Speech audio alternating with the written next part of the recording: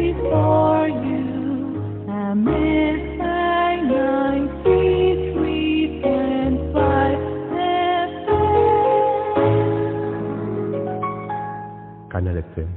the new generation. Radio!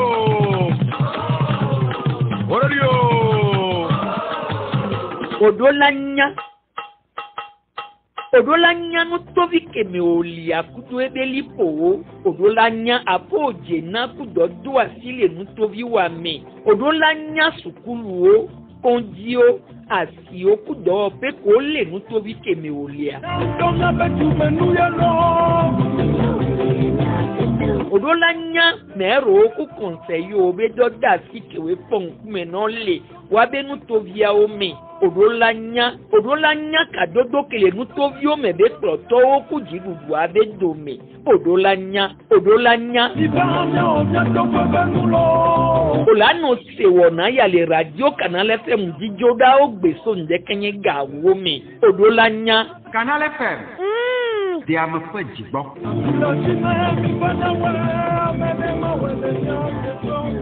Troto bebe aweno awito akpebe mi le radio Canal FM nga popo ya me lagba si odolanya be wona ya mi sodo to me be miatemu asomo nje nu to vio kudo wa be doda si kewe ponkume no roda dume vio gbo ekeye ponkume ne dume vio ton la no wole nu to vi de si ade me kadodo kele nu to vi de kudo nu to vi de be dome fikeye ojo so abe jojo mi ajo so kudo afiko le wenu so eye si oha be alodo kele no ine nu to vi kudo kadodo kele no nu to vi ku fi oha be dodome tadojinuwa enchi wona ya eledo pamile omonu popanchi do ninu to me vidi poto kenkem de ne ogbesele la mebe yo ade nde mene yo du komevio kudo yo be wona nti po a oni po ehondo miaji egbia golf 4 be amepepe aweto agbeyinu eklu emila kansingba kudo oizon lofofo yo dadede ahomea o fo diviode o doke fo kekelo ni sobedo do ni so eko eleya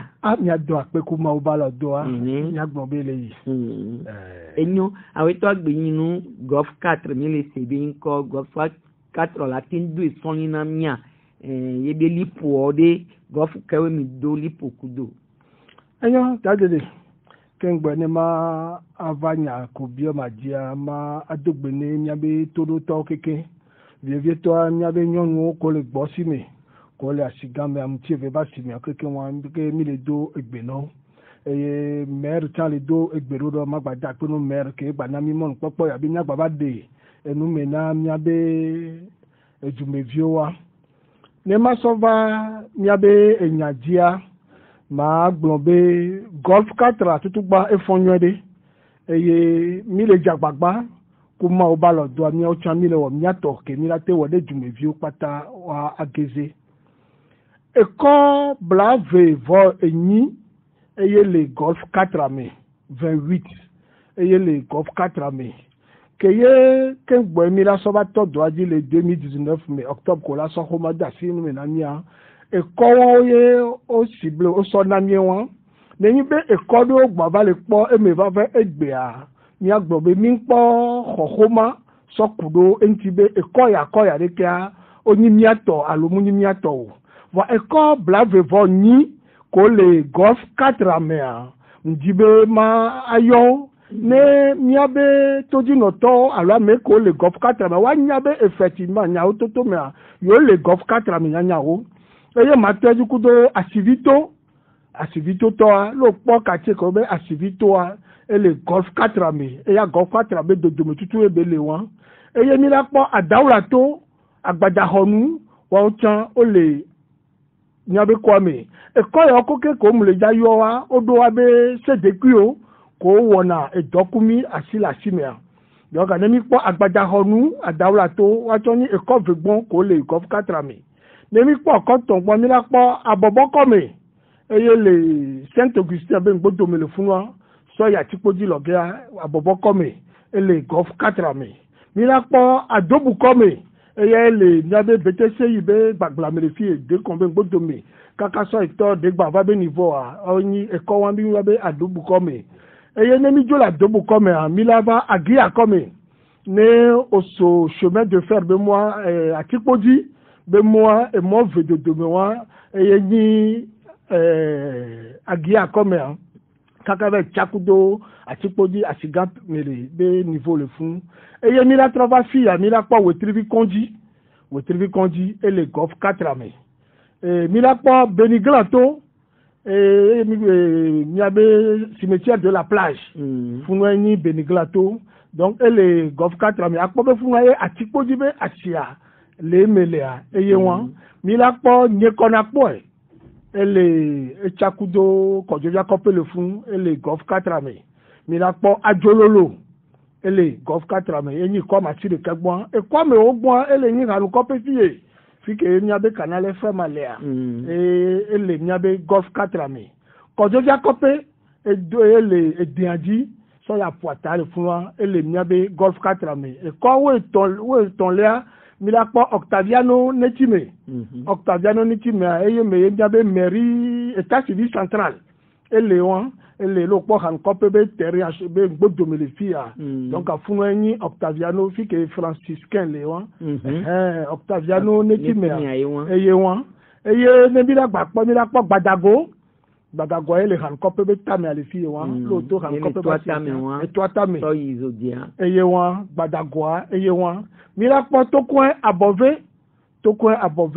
me bossi a me Léon bossi me be gbagblabea et mi le yobe to coin above mi la pas to coin hôpital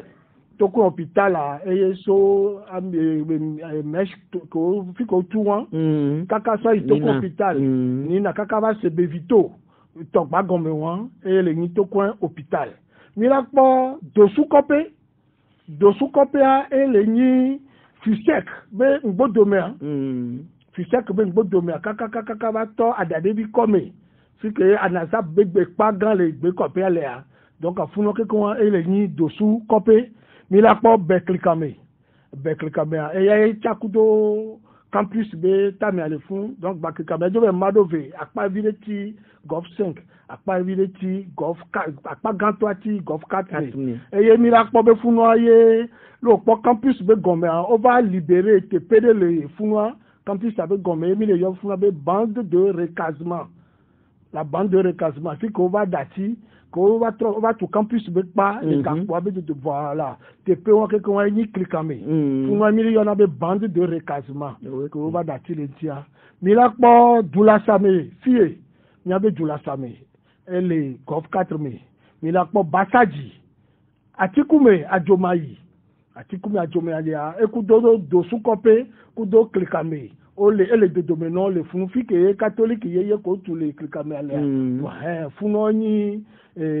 ajomayi atikumea eyewan mi la po l'homme nava ko blave vo de kerewan l'homme nava leme mi la po dogbe avu ele ni gbadago be tamele fia dogbe avu eyewan mi la po amutieve que so ye nto be nko so daro commune adia eleme mi la po biose amutieve biose eleme mi la po zangara time abesugbojo confondre la funa bele ko Zangara va le fi ma ao Zangara time a ele nyi cinéma reste be niveau lo po cinéma reste a funa état civil Alex Alea et yon lo so cinéma reste be niveau kaka va fro jardin be ta me fi que banka le so yi de me funa yo na be Zangara time wa atire na yi so na be Zangara ti voilà funa yo na be Zangara time e yon mi la po Kodome to quoi hôpital be so diambe akpa vegbon que sont les dia corona palime be won le eye wan Kodome eleme eye mi la po nti fafa comme sud da no o sam ti be moi o over do colombe de la paix attention sigbo yi Yesu vito ebe rond point côté ya quelque chose et moi be fun kaka direction de move collège Saint-Jean Treble, voilà, Agora Senghor, et comme boulevard de la paix. Kaka to Yesu vito be rompo so to bagome côté wa keke wa ni ntifafa comme suda et ye wa echale ni abe golf 4 amé et ye mi la po to coin ouest ma vire akpa gbogbo to ati golf 5 mi akpa de ti golf 4 mi et ye so lo po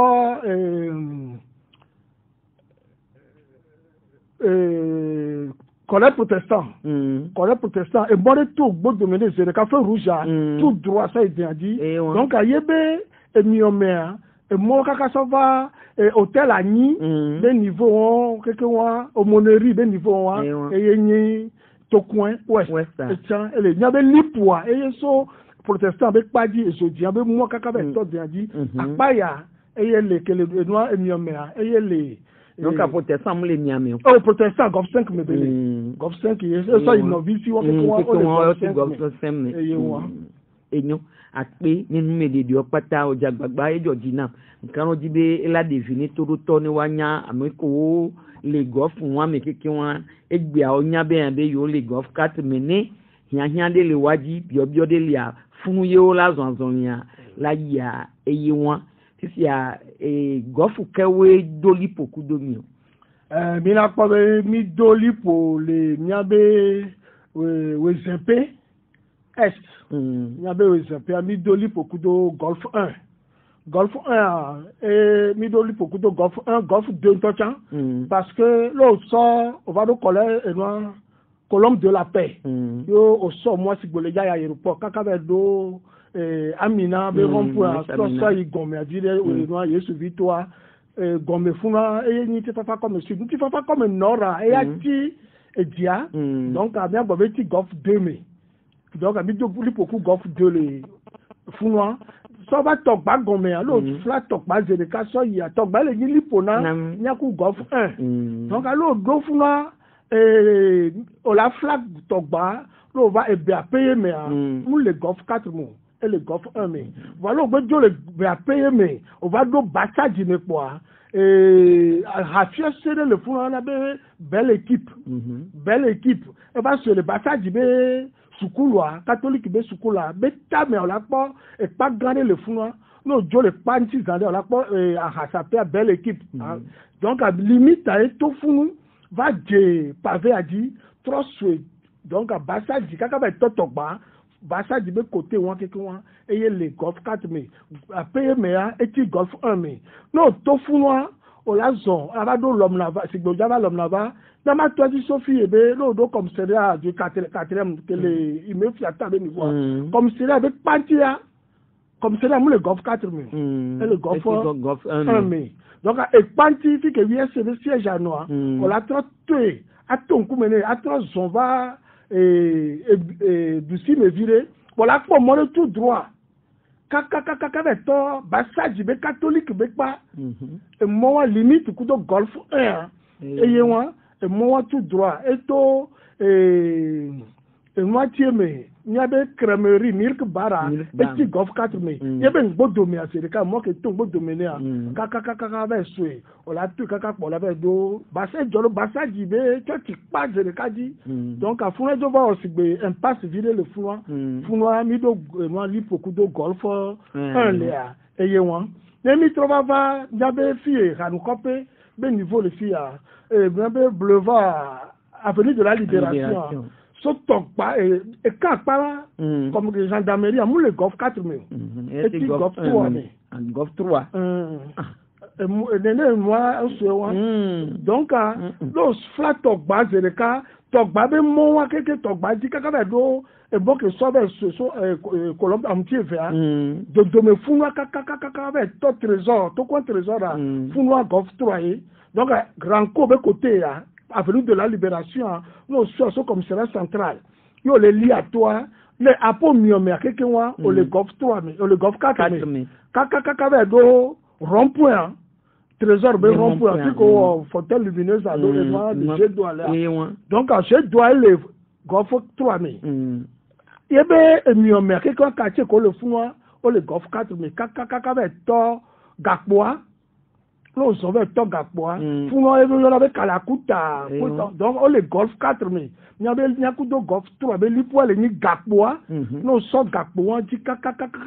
do bossi mais côté que le miami quelque one et le golf 4 mais côté que le bossi mais et le golf 3 mais ne n'y a besoin kaka do atikume soleya et yo do atikume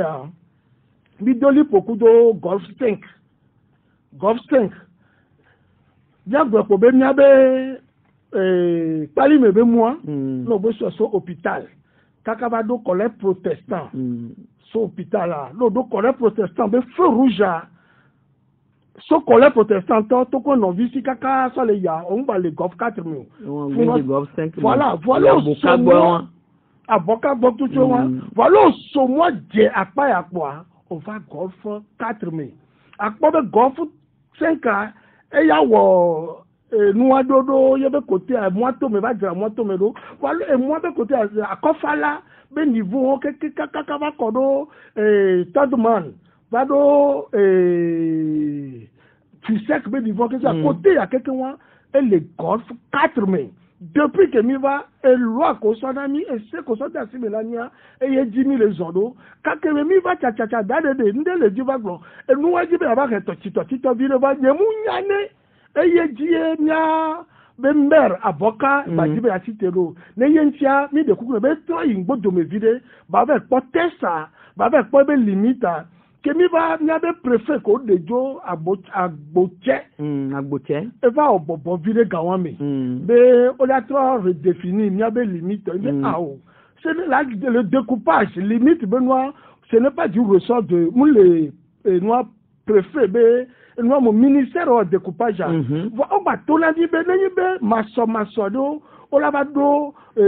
commune à me vemea ko yo ja au découpage et comme fio chef canton ku do ben ti no kya trop recours now ne ke la pa mi ko se be nous comme c'est nani kaka mi so lo do ka permet ton bon me mi le fifi le ipo ani so po nya se po be golf 5 temps on va Casablanca be niveau le fou la clé be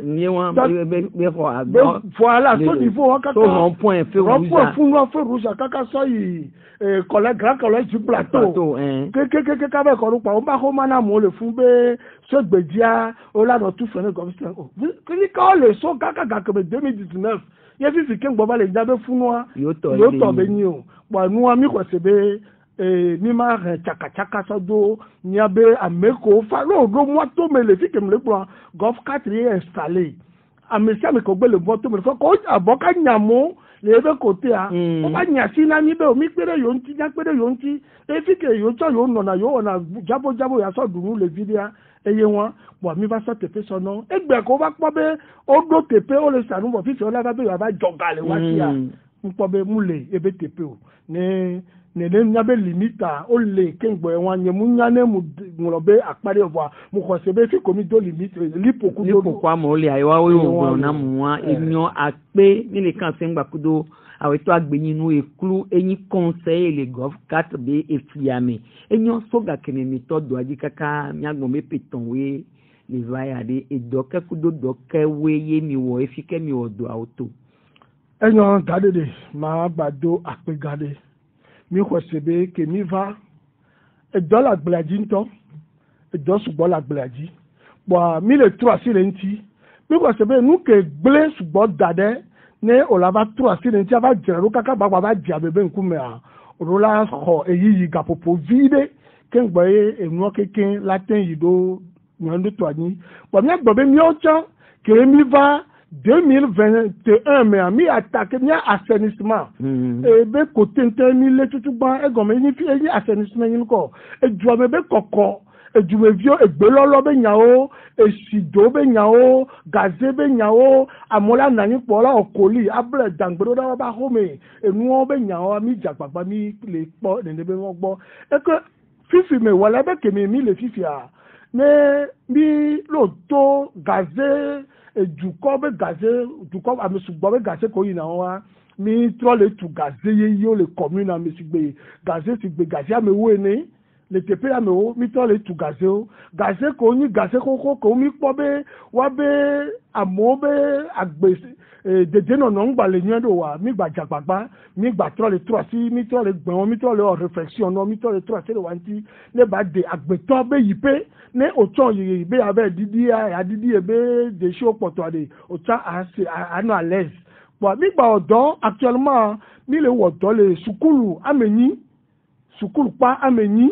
mais mi tra le sukulu xɔ do mi akpɔ be ke mi va sukulu xɔ gbɔn ezingi mu le wájú o ne ma na kpɔ ɖe ɖeka kpo ne mi si te fifi mi adzoma yi be sukulu wa depuis 1970 yóò tu primaire wọn le fún wa ezu gbadza n'o tí o si tia amúlẹ̀gbẹ́rẹ́ nọ xɔ mẹ́a amúlẹ̀ kumọ̀ bá tó sukulu kpa mẹ́ n'importe quoi abalẹ̀ o si tia so epe ya mẹ́a n'o fi akpɔ be ekpa dze sukulu akpa ŋuti keke mi tɔ tɔn kpe de tɔn kpa do yi o wɔ dɔntɔ ke ne mi b'a lɔ gblɔdɔ vi de wa mi kɔsɛ be dɔntɔ tsa ela wenu vɔ bɔn ke mi wa nyi nu ke do dzidzɔ ne titsawo ekɔme fiɔ efiɔ kele fún ne nye miatɔgbe agbeko René edo dzidzɔ ne ebe ne be gbɔ be ne yedzi nene n'o trɔ va atikpa be sukulu primaire zingi enua o do ABC je crois ede bâtiment blibo ɖeka ɖe ya lea zingi ŋgbalẽ dzi o funɔtsa mi trɔ asi le eŋuti mi trɔ le wɔe n'o va yi Bubaka école Bubaka le fi ya ɖeviwo le sukulu ŋutɔ asi le mi vɔ asi ale keke kaka dzaba mi tsa edza pɔtɔvi ɖe la bu funɔtsa mi trɔ lo ya ɖeviwo ŋu do gaze lo kpɔ ɖeviwo be fi ko mi tu nuwo ɖo sukulu keke mi tu dispositif lave-main ekpetɔ lɔbɔ ke ɖeviwo la te mu akura lɔ le awɔ be nuwo keke le mi le nu sukulu ame nyi mi trɔ le wɔ ene be dɔ ne ne o kpɔ akpɔ be mi wɔ dɔ le kɔdo me ba sia ke mi va mi di sato fún wa o gbɔdɔ mi be o be asia ne dzidza anyigba mu nyana kpɔkpɔ na yowo mu nɔna bɔbɔe do yowo du na yasugbɔ bɔn alo do asia mi fi akpɔ be o le pave asia mi le pave asia keke mi tɔ le tu hanga do ke mi va epam ye le tu hanga de bâtiment no hanga ame tɔ do da ɖe ɔda si ne ti mi trɔ reprendre travaux keke mi trɔ le tu asia mi trɔ le pave asia keke mi le o do fi sɔ la kpɔ be edo o le yedzi le dodo nyui to ame eye n'o gba sɔ rue de France plus de 10 et puis ame we ya ke ye accident etrɔ zu caniveau ko le rue de France ni mɔ ke n'o so Colombe de la Paix odidi gbana ba do tɔgba gɔmɛ amuti ebe mɔ ke retour la eba kaka de kun wa caniveau wa tutu kuma o trɔ zu gbekɔpe o dɔ ku gbedi dɔ kekeke amewo tsa wa be gaze ku ŋu do eme eye n'o kpɔ dalɛti ŋgbalẽ dzi o fi ke pɔnso le eye ŋu xana kɔna do na o gbɔn keke ŋu gbate ba le yoruba lo su titi lo to fún titi a ɔla kpɔ be so tɔgba gɔmɛ kaka ba mi le de kɔn actuellement o tɔ le wɔ kaka so NCA bank be gɔmɛ kekeke o tɔ le wɔ titi a dɔke gbakpɔtɔ mi la wa caniveau de traverse wọn ko so NCA sɔba mɔ be kote ya akpɔ be ne sivi le dza titi a ehana do fún n'o trɔ so mɔ mɛ sɔ yi pharmacie du boulevard ba pe kote wọn tsa gbàtɔ so mɔ mɛ esi adzɔba ɔfɛ le fún n'o si gbebe de ni awo mi le ɔdɔ kudu mɔ keke ŋuti o le xɛ keke donc ako le wɔ pɔnsɔn wa o tɔ le pose de dalɛte de ɖeka o tɔ le dalɛte o le da ɖe dzi keke eye ke ŋgbɔ le dalɛte o tɔ le curage alors que mi wɔ curage fi sia ŋkpɔ o tɔ mɔ mi tɔ le curage deuxième tour la ne o cure fɔ kpɔa o la tɔ da dalɛte ale dzi kpɔ mi xɔse be tu la same be kɔmetɔ tsa mia ame ko gbe sɔna emɔ eʋu ko tɔ wa ne mi la gba ha kɔna fi sia accident be mɔa mi de o ma gba gɛnje do o ma gba gɛnje do mo o trɔ kpenuviɔ keke mo do kpenuviɔ keke mi trɔ le wɔ keke do waati keke eye n'o tɔ tobi sɔ la kpɔ be nyawo toto mɛ a. nto funu ni sɔnkpɔ o le ɔdɔa. ɛyɛ wa donc dɔn keke chantier o le ke o mi lancé le sukulu o ba kpadza mi lancé mi commandé à peu près 3000 bancs. 3000 bancs marché a ye mu sɔkabɔ sinon mi do koko be kaka va dikolo atɔ sukulu dia mi la livraison le sukulu sigbe sukulu ame wo nene nyama ban o do wa mɛ ne ɖeviwo wa te vo. Wa nɔ dede no me nyuie tɔ me ne wa te sɔ ɔtɔa wa etsa mi bɛ xɔ akpa ɖe mi na sukulu aɖewo mi le etsa dzi nene ma gbɔ be edɔkɔ mi to asi dzi ɖeka le wɔ le yia wa be de wɔn lo. enyo fifi aso zodzia le fie l'avenue Québec dadi o dzi kaka bɛ kɔ ɖo zodzia de toa le gbadagbo be nu wa mi kpɔ be o le do aŋɔmɔa o le tre edo ko o le diawo. Miawo kele wɛ alo. Dade de miawo kele wɛ kengbe mi da sɔ tɔ dza mi akpɔ be mi yɔna nua de be tampon gakpo ko nɔna mɔ be dodome wa eɖewo gbɔn ke ne ame mɔ gbɔna ne mu nyɔ la va dze dome fa mi de tampon wo keke trɔ change wo keke mi dɔli wo keke fi dza mi va kpɔ be emɔa pour le moment mi ma ten do mo wan radio parce que alome npo pe na mi ni ado mo vo ni we to ke mi po mi da te wo ni be o mo e doko le dia nya jagpapa nya trio bo eye be do gba le won lo to ja po be o tro le ku enu won mo to le do ne o mo a no to wa le ya accident be nu risk wa ba di poto video ni edo abade poto eye won ba de poto lo ti fi ga ke we bi sodo to mi ni do yo be wo ade fi ni le po so nya do ape nya ga gbon be e ga commission le do to me le wo ne be do wa commune Golf 4 toi nya gbon be ma wira mi video le commune Golf 4 me go me mere ko ajo gangan video le nya be commune ami ke to be nya be tax ko mi jona to tike commune na le nya be asi normalement ga apo be adawla to asi vito ba si won wa dadede mbe adawla to ba si a ekekele eko amenyime le Golf 4 ami won eko amenyime bele voilà eko amenyiwa akpobe commune Golf 4 nyawe wona balayage de rue egbelolo éclairage voilà et pas mieux le collecter donc oui ko poto asi ranu ko pe ba sia o so sonami wa gbo si meto amule nyamo to coin kodo metoa enyi mi ato amutieve gawon mi jona kudo tax oui ko bi jona le ameko do asi lo moto me 100 francs 150 enti mi de na kuku mi lo yo na mi ameko ko gbe yin nu satol nya be komi Golf 4 me bone do mi alo wa do play o cha o ano ho tike won ko mi le o le play ye mi so eve guy mi so le doctor me so le dra wan to wa be nya be commune apo be emoji fifia o mo a le ni enu ke wa te gbo be o enfin so gbe lo ka lulu won mi jona so le wo ne be do publicité be nu bon état bien go be état dona nya lo wa ga ke état gba so le do da be subvention de l'état ga to wan to gba to me lo sansanu ere o so gboro da fo ba le po atami o gba me be le kere mi la we apa ni agbegbe mu lode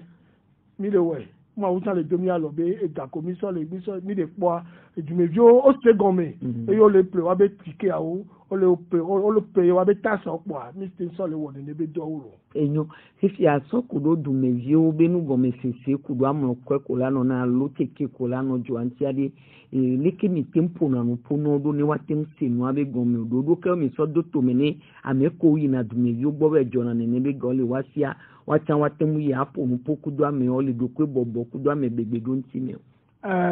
mi agbobe tutu gba mi abe asha oko mi ko wa mi o tutu dodo na be ejumevio ameko gbo le je ko de ne ba mu okwele a o mu ni keto na mi o wa wo le ja pedo mi onti ne mi atentu ni abe Golf 4 wo on gba so apasese on gba so tukara so no pla mo no yi na me de be o ye mu le ja ko to mu le sende gomo wa o ne trova wa ba na ne mianya nyanto mi tro so na do na wa gbo po mi lo dollar si me kudo mi abe se de ku o ton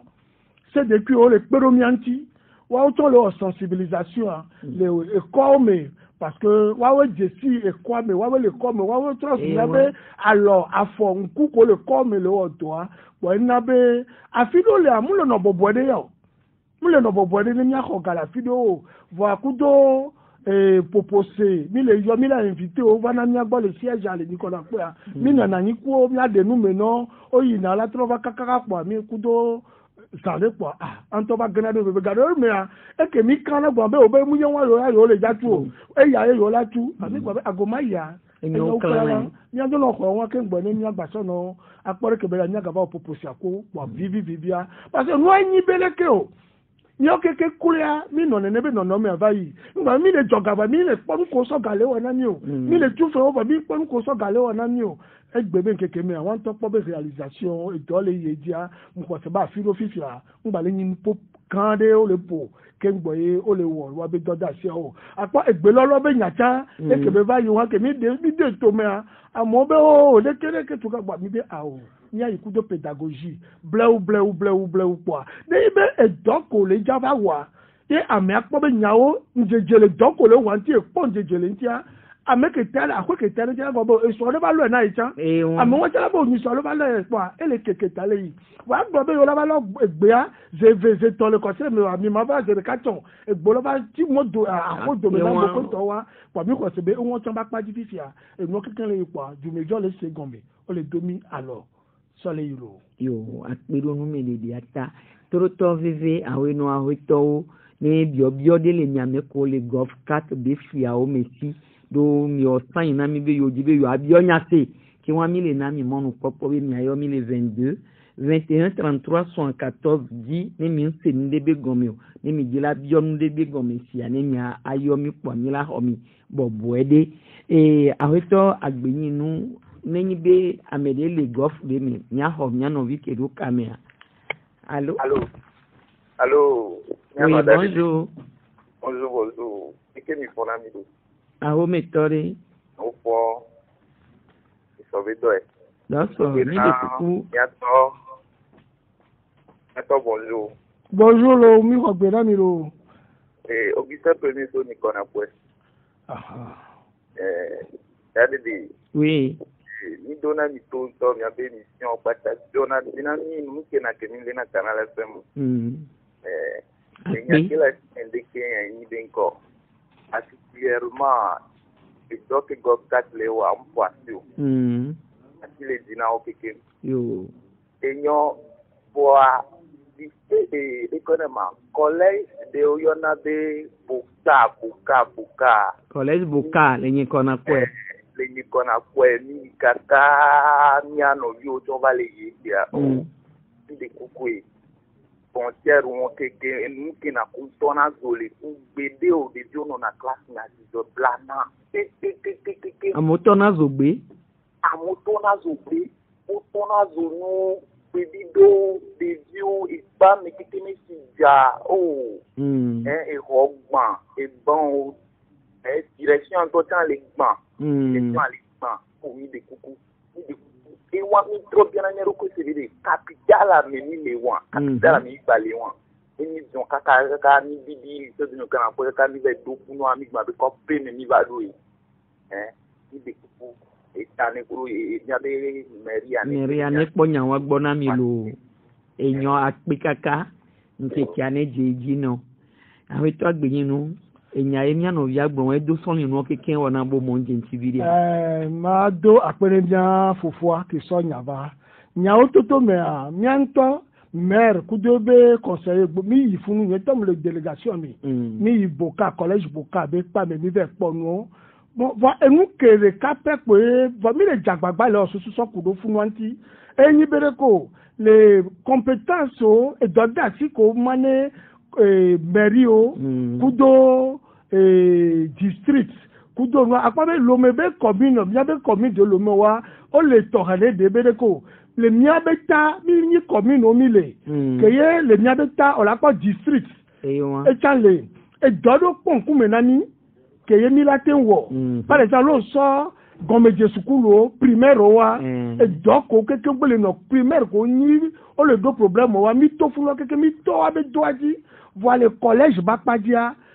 et Tomianti Dide et Jojo yi district be Akpadi voilà mouni be que le district Bakpadi quoi il y a des vies que le sukulu à le fou mi la décolle wanti be gbegbele vanao mère et le jagbagba le osusoso kudonti que ye ni o tato Bakpadi que mi la tenwo ne de vio wa no de no no blibo me donc amia fofo be nyam gba ho e ma so na me le fitimi ene la nyua ame ko tona zo gbe kudo no le funu wa do alote ni wa be nu be wo na zizo ngba be no de funu de vio le pa me confusion to enyan mi la jagbagba mi la nyasina c'est président de CDQ que le dit qu'on a quoi ele ni monsieur Koriko Fuseni be ye kujo be ka do lo o le jagbagba lo wa pe do mi anti wa ko yan wa gbo ne am wa interpeller be o de am ko nji be so wa abapo mi la sọ̀rọ̀ wa ji mi ayo ne mi agbe egbono enyanya o chan e pa ba fi lo le o so gbe kope amole na e pa to ti aldo ri gbe akoro da ku pa e won chan mi be ni so yo mu be pon ne be jo chan mi le oto so kuro nti mi ajara ne be mi ada si tele ne be nu keke akpe nyano video kamera ni radio canal FM 22 21 33 74 non les communes Golf 4 mea ye odila bionya de be gomesia allo Yano viajo. Enyo, awita gbenyinu, ni le blon, nyabe komino be nkoyi be enyao, ejo dina be mi le odo kudo se de kyo. Yano viavalo. Oui, bonjour. Allô? Oui, bonjour. Oui, bonjour. Oui, mi le dotwe. Ni d'appel dans Canal FM. Il y a un nombre de mille corps. Il est Allô? quoi? Il est sénico, il y a neuf. Ah, je viens bien serré. Conseil à aller le boire pour les noms alors le ordonnier pour que vous ici aller nous on fait moi on a un dans les films bourré au ballon à moitié yo les doigts pour le ordon encore il dit on va n'avoir des noms maintenant du monsieur et il y a tout Et pour le envoyer et vraiment et les commission le wabo les commissions de dans on a all the ordon ado do moi all les noms et moi les ouais alors on a un pour va sonna et tout non be et il y a les ye de ni yo odare a wan to le policier a on est de maintenant ni aller commission be do inaro commission permanente ole ni ko wa ona wa be do e wa agbena ni ase yo akpelo enyo ahito agbenyinu munyabe commission ameton eno na commune aussi si ale ke do ale do commission de sia de are do kebe wona kengbo we wona ebe do. Est-ce que maire kudo amekoteode o le namonu popo commission be waten wo wa be do ke ponpon na we ale de do me fun ale do enyo biado akpe ne nya fofo ke so de be bia sova matin gbone be commission ameton ye le permanente ameton et la commission des finances que pona gabe nyogwa ni la commission domaniale des travaux environnement et du patrimoine et Nyanyebe, président de cette commission. Et Miracle commission sociale des personnes âgées, personnes handicapées, santé, loisirs. Et elle est Nyimia Fofomia Novi, monsieur Hunde Todi, et Nyambe président de la commission finance, elle est monsieur Octave Anthony. Donc, il y a un problème, il y a un bon, ça va donc, elle est Kememilea. Courir garder pe les commissions be donne mo commission de pe vo le wo ye be do que ye ne courir le terrain dia o de mon ami o la yi mi re po adogo ku ju mevion le que be le a e ye bi recenser na o mi ko na wa be yan e apa be rue de France be do wa nya nyen to yi funu avec pour que nous akudo président de ce depuis que la moitié be monsieur Koutogolo ye mi wo do le funu ye mi so pour bien be projet que mi daba on a budget session budgétaire que mi on a le décembre que mi daba mi so donner nya be budget et mi te so on a le pekene mi la dia aso dowo ko e kan ko le wa e mi so donner ne be budget mi ku ko le fifi yo la gbate ananyanya mi o ya mi na mi be pona o mi ngono so danade que game va so mi so on a projet et yo so dona commission mais et la ni donc on lui déjà le 2023 mais ne be do yi ne que won esi obe mera esti na ngome e ne mi opposé o le commission mais ani mi na iru ntia ona na mi okay ni ave wodo e na be mo ten donc pour ni magbon be ko ki gande le e mi agbon be commission am le wo be do odo ati tene o le do po atamene aloko to wa le ni agbo ni on agbo be do po va comité technique de que pona amekola do conteneur do modi autorisation comité wa et maire to do ebe dibe yento ebe nku et le comité technique wa maire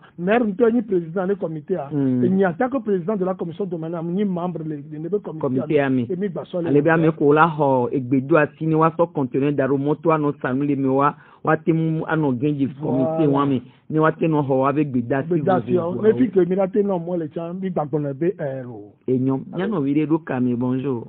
Allô? Oui, bonjour. Oui. Bonjour. Ndekuku Fofo Obisan Premier Batrova. Ndeku Mbere. Ezo Odo Zororo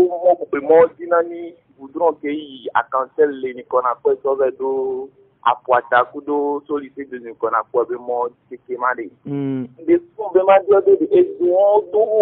wa to be mo do espérant bi pa quoi. Et puis on va y dire ils ont balé si haut ni de kuku de kola te o ero na be no do o kaka pour 21 naira o la no bon be o abere mativa abere lativa o ndi kudu ife wa ke mo do zoa o jomi funa kona nywede eklena nywede ifezo ngbale si o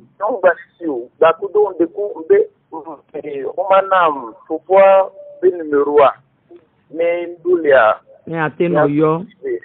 no ja papa mi aponya wan gbo ke won ado to emission merci beaucoup eyan ezo be nya o dalede ma dore nya fofo be ngba ti ji o be pro enwa éclairage public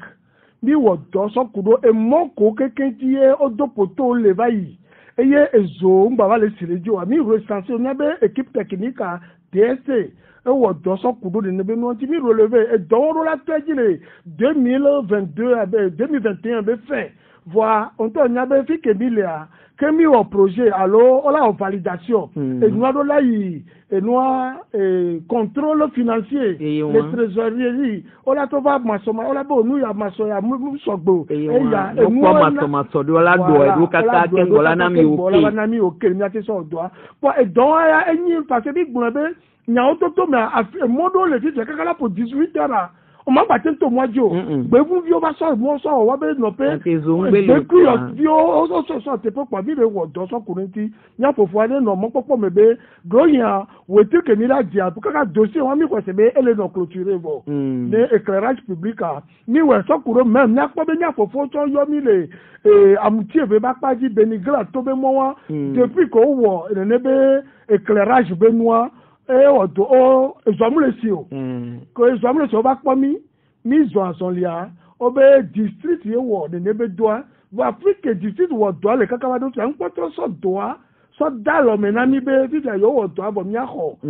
ye na be funu be doa mi tem ni mathématique po be jeji o po mi lo propose a ne mi akore ke mi odo ne wo poto bo la to don to funu a ne funu a parce que lo funu a nya o beniga am che be beniga be niveau acha e de funu e ko le fofu te po le fofu nene po éclairage public a mi le jiro yo Canal FM bonjour. Oui, bonjour. Ah, méthode. Olé, d'aller. Mr. Bigdo. Histoire, l'émission là, Nilo. La pénétre au nom mi fond. Oui, je dis non, mais va me faire. Une fois conseil Johnson.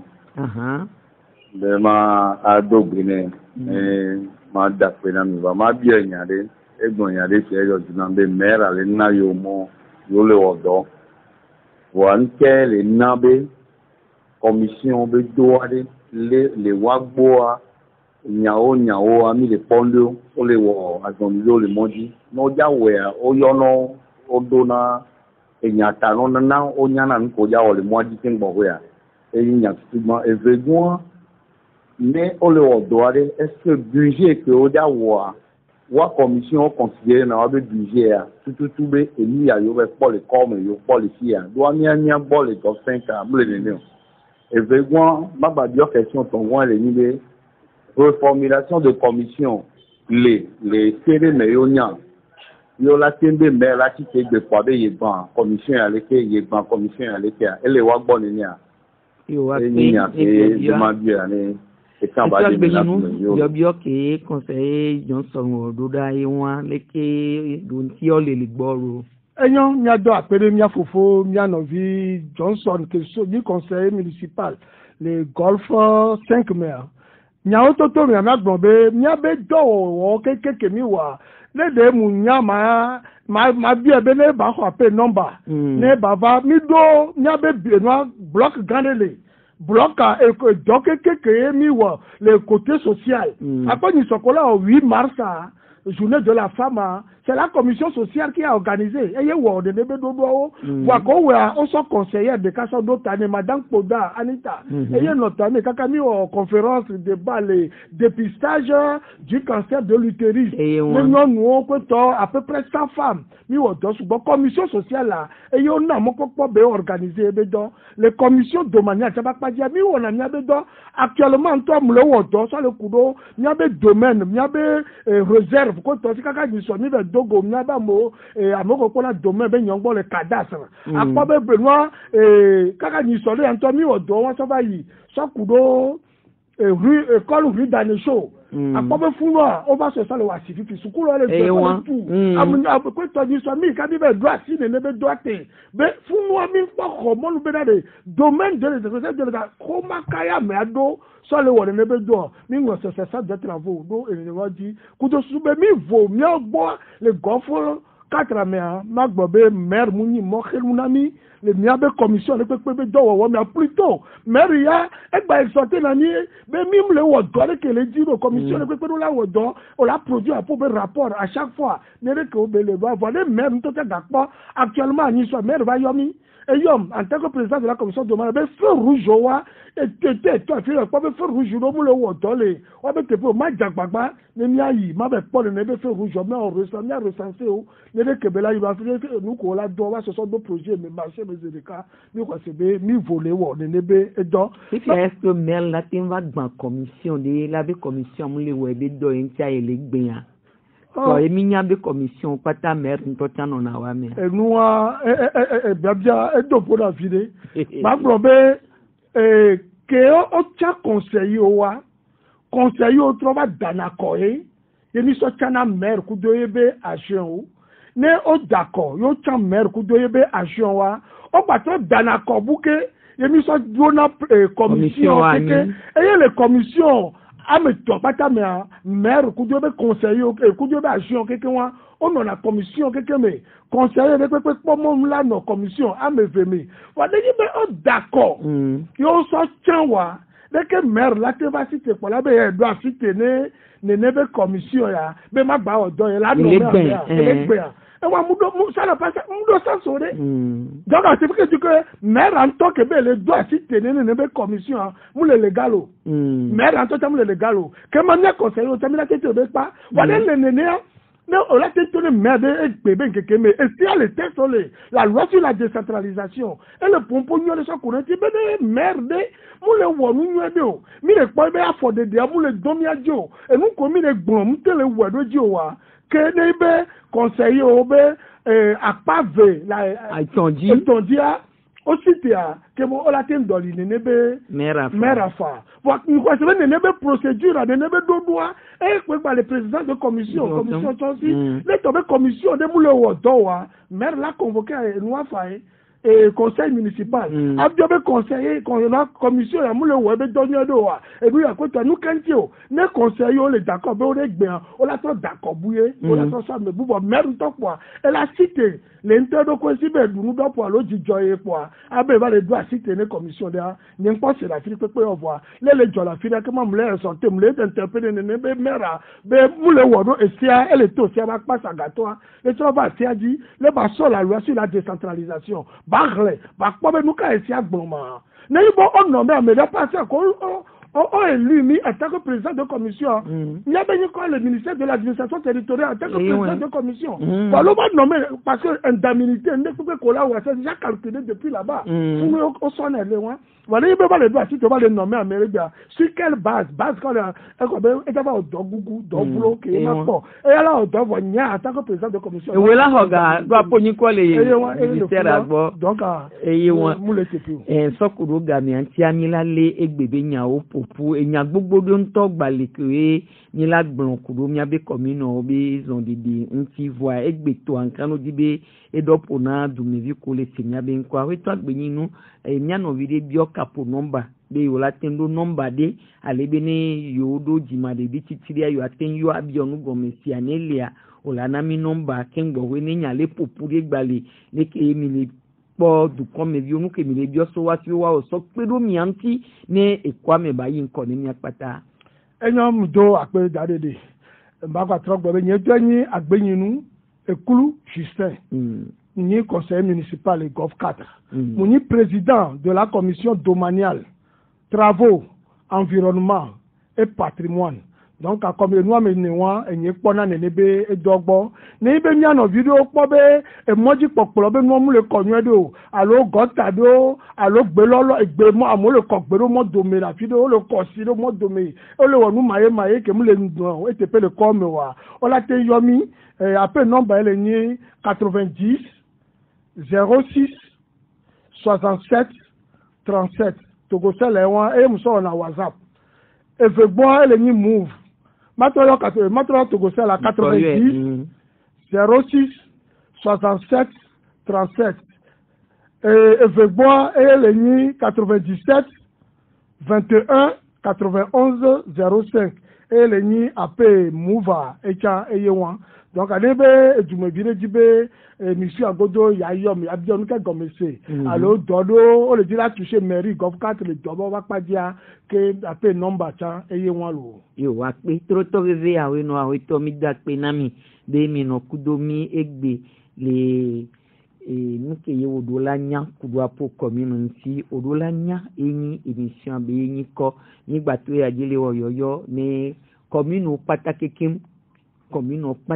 le Togo pata kudo be ploto pata be ne hian de tumi ni jila mande kudo toroto mi jila do son ni be commune ko ko le mene maso ko dumevio wele dogo zandia mere la ba jogale wa si zandia commune butana gba be yo la joga ne mi la ba no de mi ne be no mi ayela doji joe na etoroto yenchi wona ya eledo mi da pe ne aweto agbenyinu ekuru Justin conseiller so Gov 4 egbon ebe titre doko pata be wona le no mi egbon na mi vo Michel Vitogbe Tomega eno modando Pia Teresa dede masonya hunde debe gbe mi senke ti anenyo na mi odolanya